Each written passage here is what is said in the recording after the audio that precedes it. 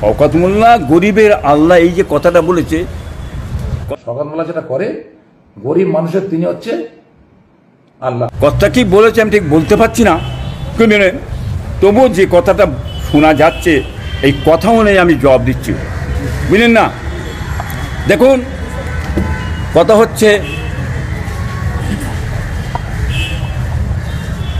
এটা হচ্ছে আপনার যে কথাটা বলে ফেলেছে, এই কথাটা বললে ইমানটাই থাকবে না, এ বেঈমান হবে, এর ইমান চলে গেছে, এ কাফের, কি বুঝলেন এই কথার বলা প্রেক্ষিতে। কেন আল্লাহ কাউকেই বলা যাবে না, সৃষ্টিকর্তা একমাত্রই আছে, আমরা আল্লাহকে এক বলে বিশ্বাস করি, এই আল্লাহ ছাড়া কাউকে আমরা বিশ্বাস করি না, আমাদের খোদা কেউ নাই। ওই ব্যক্তি যদি বলে থাকে তো ওই যে কী সর্বনাশ করেছে, হ্যাঁ বুঝতে পারছেন। এই কথা বলার জন্যে ইসলামী ল অনুযায়ী, ইসলামী আইন অনুযায়ী কাফের কাফের কাফের, ওর বিবি তালাক হয়ে গেছে, ওর বউ আর বউ নেই, কি বুঝলেন। অতএব মোমেনের সঙ্গে কাফের বিয়ে হতে পারে না, কি বুঝলেন। ওর বউ মোমেন, ও কাফের, অতএব তালাক হয়ে গেছে। হ্যাঁ বড় মুফতি সাহেব দেখারে ফতোয়া জিজ্ঞেস করুন। হ্যাঁ গরিবের আল্লাহ যাকে বলছে শিও পুজো করছে, ওই মানে জাহান্নামার কুত্তাটা কে, শওকত মোল্লা শিও পুজো করছে, বুঝলেন। পুজো কীভাবে করছে, কীভাবে বাজনা করছে না করছে সবই আপনারা দেখছেন। ও আর এক কাফের, কি বুঝলেন, ওরও বিবি তালাক হয়ে গেছে, কি বুঝলেন। এই মশলা খাটতে বলুন, কি বুঝলেন। হ্যাঁ ও মরে গেলে মুসলমানের কবরস্থানে দাফন দেওয়া যাবে না, হ্যাঁ ওর পায়ে দড়ি মেরে গো ভাগাড়ে ফেলে দেন, কথা বললেন না। অতএব আইনের বাইরে কথা বললে আমরা ছাড়ি না। বড় মুফতি সাহেব আছে, আলেম ওলামা আছে, আমার কথাটা কাটতে বলুন। হ্যাঁ কাফেরদের সঙ্গে আমাদের সম্পর্ক নেই। কাফের বাচ্চার কথা কেন বলছো নি, কাফের বাচ্চা ছোটো হুজুরকে গাল দিয়েছে নাই, দেখতেন না পিসাদের গালাগালি করেছে ওই ওই শওকত মোল্লা। আমার বাপ ছোটো হুজুরকে গাল দিয়েছে, ভাইরা গাল দিয়ে বংশ তুলে গাল দিচ্ছে ওই বেঈমান, ওই কাফেরটা, হ্যাঁ জাহান্নামার কুত্তা। ফেলে না কথা, আগামীতে ইলেকশনে এই বাংলার কোটি কোটি মানুষ, হ্যাঁ ওর জবাবটা কীভাবে দেয় দিয়ে দেবে ইনশাআল্লাহ, দেখে নেবেন। গতকালকে আমরা দেখলাম একটা সাংবাদিক চ্যানেলে, তো একটা সাংবাদিক একটা মহিলাকে বলছে প্রত্যেকটা জায়গাতে হিন্দুদের পুজো মণ্ডপে শওকত যাচ্ছে, তো ফুরফুরা শরীফে পীরজাদা নওশাদ সিদ্দিকী ভাঙড়ের এমএলএ বিধায়ক, তো নওশাদ সিদ্দিকীকে দেখতে পাওয়া যাচ্ছে না, সে বিষয়ে কিছু বলবেন? কথা ঠিকই বলেছে, খারাপ বলেন। দেখুন আপনার রাজনীতি জায়গায় রাজনীতি করুন, কি বুঝলেন। পুজো মণ্ডপে কোনো মুসলমান যে দেখেন যে পুজো করতে পারে না, যে এটা অসম্ভব জিনিস, সম্ভব নেই। আমি আমার ধর্মীয় ব্যাপারে চলবো, আমি যেতে পারি, দেখতে পারি, ঘুরতে পারি, তা বলে আমি যে পুজো করব না।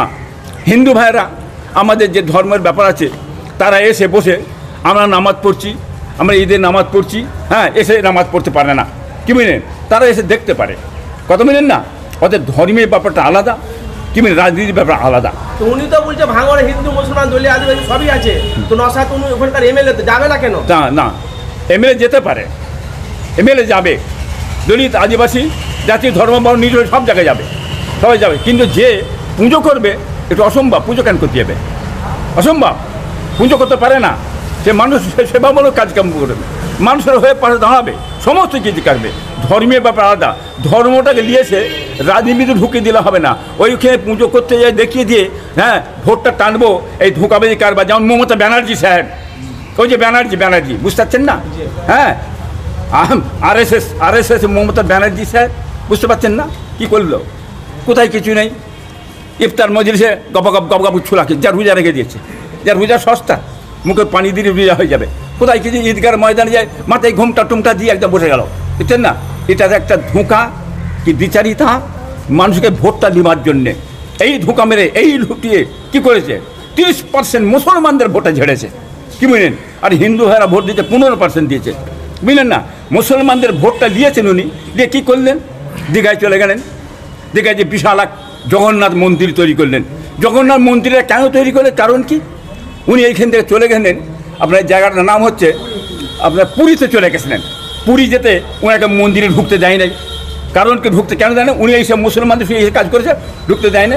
ওই রাগে পড়ে এসে উনি এই দীঘাতে একটা জগন্নাথ মন্দির করে দিলেন। কার বাবার টাকা? কার বাবার টাকা পেয়েছিস, করেছিস? মুখ্যমন্ত্রী তুমি করলে কার বাবার টাকা? ও তো আমাদের টাকা, আমাদের টাকা, মুসলমানদের টাকা, হিন্দুর টাকা, সব করেছেন আপনি। সেখানে করে দিলেন মন্দিরটা, বিরাট করে দিলেন। মুসলমানদেরটা কই? হ্যাঁ, মুসলমানদের করলেন কেন? কী দ্বিচারিতা, কী কমনার মনোভাব, কী সম্প্রদায়িক মনোভাব এই মমতার? হ্যাঁ, উনি ওটা করে দিলেন না, নিজেরটা করে দিলেন। এখানে বিভাজন নাই। কি মিনেন? এই বাংলার মানুষ জেনে এসেছে এই কলকাতাতে, কি মিনেন? এই কলকাতাতে হ্যাঁ বহুত মন্দির করেছেন, কি মিনেন? তাহলে মুসলমানদের একটা মসজিদ হলো না, কি সেটা করলেন না কেন? এটাতে দেখেন আজকে টাকা দিয়েছে, পুজো প্যান্ডেলের টাকা দিয়েছে। কত করে টাকা দিয়েছে? 1,20,000 করে টাকা সব দিয়ে দিয়েছে পুজো প্যান্ডেলে। দিন না, 1,20,000 কী হয়ে যাবো? তো 3 লাখ 4 লাখ করে টাকা দেন, তাতে আমরা খুশি হব, আনন্দ হব। কিন্তু আমার এই যে ঈদগায় টাকা দিচ্ছেন না কেন? আমার জলসার টাকা দিচ্ছেন কেন? আমার একটা অন্য অনুষ্ঠান টাকা দিচ্ছেন কেন? এই কিরাম দ্বিচারিতা। হ্যাঁ, ভোট নিচ্ছেন মুসলমানদের বেশি, আর টাকা দিচ্ছেন না মুসলমানদের ফাঁকি দিয়ে আমরা হিন্দু ভাইয়াদেরকে দিয়ে দিচ্ছেন। এই কী দ্বিচারিতা, এই কী কমনার মনোভাব? এই জন্য কমনার মনোভাব, সম্প্রদায়ের মনোভাব কি না আজ মমতার আছে কি না? উনি RSS বলে পড়ে, RSS জানিয়ে দুশ্মন হচ্ছে মুসলমানদের। হ্যাঁ, মুসলমান বিদ্বেষীরা, আর সেই জিনিস হচ্ছে RSS মমতা। সব করতে বড় খবর সোশ্যাল মিডিয়ায় উনি বলছে আমি 2011 থেকে 2025 সাল পর্যন্ত যে মানুষের যেভাবে সেবা যত্ন করেছি, কোরআন বাইবেল সব শেষ হয়ে যাবে। সে বলছে আমাদের উন্নয়ন শেষ হয়ে, মমতা কি টিকবে 2026 না টিকবে না? শোনেন, উনি যে কাজ করে গেছে 11 থেকে 2025 করেছে, কি করে গেছে উন্নয়ন? হ্যাঁ, কাজে উন্নয়নের শেষ নেই তো, একবার ডুবিয়ে ফেলেছে উন্নয়নে। এমন উন্নয়ন করেছে, কলকাতা ডুবে যাচ্ছে, কলকাতা ডুবে যাচ্ছে উন্নয়নে, দেখছেন তো? হ্যাঁ, উন্নয়ন করেছে, খালি ধর্ম ধর্ম ধর্ম ধর্ম খালি উন্নয়ন করে যাচ্ছে। এছাড়া আর উন্নয়ন কিছু নেই। চাকরি কই, শিল্প কই, কর্ম কই? হ্যাঁ বলুন আপনি, আছে কিছু? হ্যাঁ, কৃষি কই? কি ছেলেরা বেকার হয়ে ঘুরছে, শিক্ষা উড়িয়ে শেষ করে দিলে এই মমতা ব্যানার্জি সাহেব। হ্যাঁ, কোন মুখে বলছে? বলতে কি লজ্জা লাগে না? বাংলার মানুষ কি মূর্খ আছে নাকি, জানতে পারে না? হ্যাঁ, উন্নয়ন কি করেছে? উন্নয়নের বারোটা ব্রিজ শেষ করে ধ্বংস করে দিয়েছে, এটা বাংলার মানুষ জেনে নিয়েছে। হ্যাঁ, তার জবাব দেবে বাংলার মানুষ। মুসলমানের ধোপে মুখ্যমন্ত্রী ভোটে, মুসলমানের ভোটে জিত আছে। আগামী দিনে সংখ্যালঘু মুসলমান বলছে যেভাবে মুখ্যমন্ত্রীকে আমরা জিতিয়েছি 2011 থেকে 2025 পর্যন্ত, 2026-এ মুসলমানের ভোট তৃণমূলের খাতায় যাবে না। কি বলছেন? বলতে পারে, কর্ম থেকে ভোট দেবে। যদি ধোঁকা মেরে থাকে মুসলমানদের ঘরে, মুসলমানদের একটু ভাববার সময় এসেছে, ভেবেচিন্তে কাজ করার দরকার আছে। কি মিনেন? অতএব মুসলমানদের কিছু হয় না, মুসলমানরা জানতে পেরেছে। কি মিনেন? আমাদের নিয়ে খালি একমাত্র ভোটের জন্য ব্যবহার করে, ভোট ছাড়া অন্য কোনো কাজের ব্যবহার করে না। যাতে ভোটটা হয়ে গেল, ব্যাস চলে যাও তোমরা, কি মারামারি করো, পিটাপিটি করো, খুনোখুনি করো, জেল খাটো। হ্যাঁ, এই কাজে লেগেছে। তাহলে আমাদের যে ভোটে আমরা এত ভোট দিলাম, আমাদের নেতা কোথায়? হ্যাঁ, উপমুখ্যমন্ত্রী কোথায়? বিদেশ মন্ত্রী কোথায়? বড় মন্ত্রীর পদ কোথায়? ওসব কিছু হবে না, ওসব দেওয়া হবে না, ওসব আমরা লোবো। তোমরা খালি কেবলমাত্র তোমার হচ্ছে মুসলমান আমাদের ভোটটা দেবে। কি মিনিট? এই ভোট ব্যবহার করার জন্য রেখেছে। চা খেয়ে নাও, কাজ মিটে গেছে, ভাঁটটা ডাস্টবিনে ফেলে দাও, এই কাজ করে আসছে। কি মিনেন?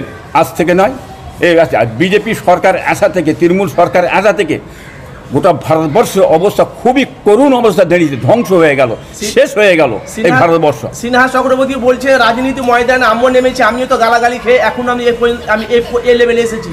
কি বলবেন আপনি? দেখেন, রাজনীতি ময়দানে নেমেছে, গালাগালি কেন খেয়েছে সেটা দেখতে হবে। কি মিনেন?